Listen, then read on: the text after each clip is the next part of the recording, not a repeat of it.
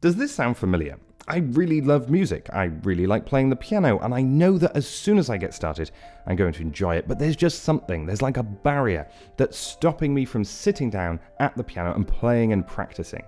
How come some people can't stay away from the piano, and I'm struggling to sit down and even play? If so, today I have some good news for you, because we're going to cover exactly how you can overcome this mental hurdle, the practical strategies that you can use to reignite your practicing and your playing, and finally, the new approaches that you can try. The reality is, it only takes one bad week with no time to practice to make the mental hurdle even bigger, to make those doubts start creeping in, thinking, are you making progress?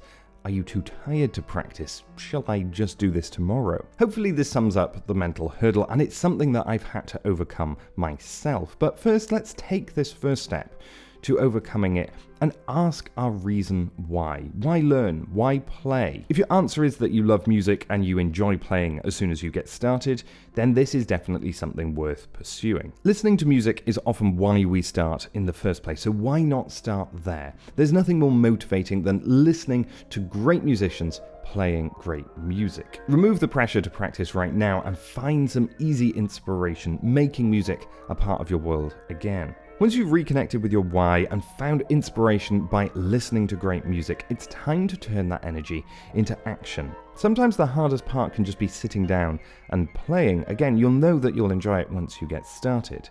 So here are 5 ways to reduce friction to sitting down and getting started. The first is planning without overwhelm. The idea of creating a practice plan might seem rigid, but it doesn't have to be.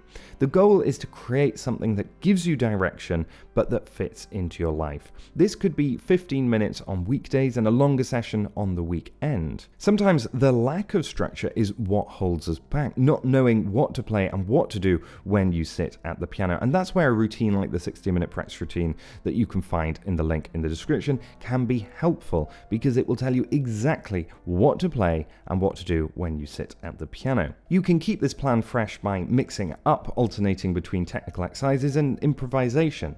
But remember, if this all feels too strict, then you'll likely just resist it. So we want to create a balance here, a balance between consistency and keeping it flexible so that we can enjoy the process. And the key is really just to start small. Aim for just a couple of sessions a week to begin with, and we can always add more on later. I like to add these into the calendar because it feels more real. Once they're in the calendar, I know when I'm going to do them, I know that I can fit it in, and it's going to feel more real, more like it's actually going to happen.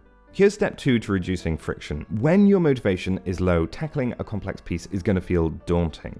Instead, ease back in with something that feels comfortable, something that's slightly easier or that you've played before. This will help you to reconnect with the piano without feeling the pressure to learn something new and feel like you have a mountain to climb. If you're used to playing great virtuosic pieces, then play easier pieces by the same composer. If you're at the level of Chopin nocturnes, then take it down a notch to the mazurkas or waltzes.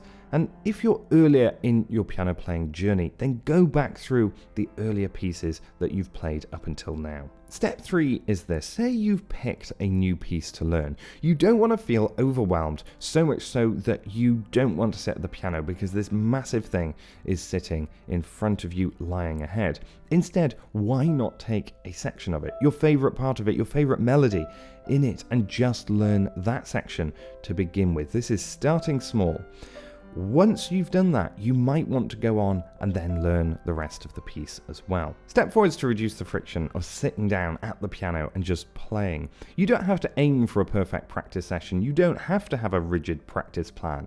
Sometimes it's best just to play a few notes or do some improvisation. Improvisation, I believe, is what kept me playing for the longest time, because I didn't feel as though there was this barrier, this notational barrier where I had to read.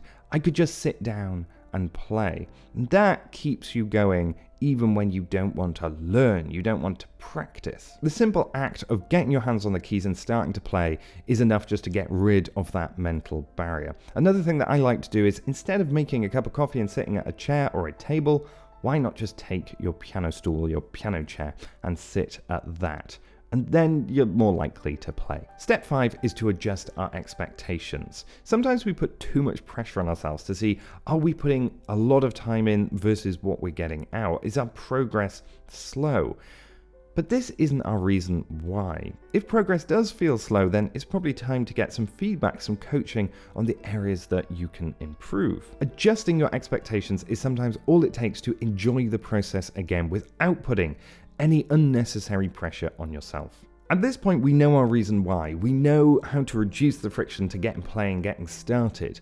But let's explore 3 ways that are going to keep you playing for the long term. I mentioned earlier that the mental hurdle was something that I had also faced, and I think that this is something that everybody can face when the conditions are right.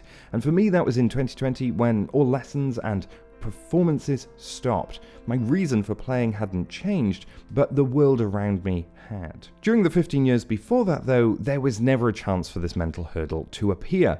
There was external accountability, there was guidance, there was always a reason to play and practice for a concert or for a coaching. There was the joy of playing with others, of talking about music, and of having a goal to aim for in my playing. The goal that keeps you going doesn't have to be huge. It can be a small performance to prepare for, it could be a grade exam, or it could even be a lesson that's coming up that you're preparing something for. If not a lesson or a coaching or a concert, another way is to meet up with like-minded musicians, to play in a group to other people to discuss the music that you're playing. This doesn't have to be formal. A semi-regular get-together with others is enough to keep the ball moving.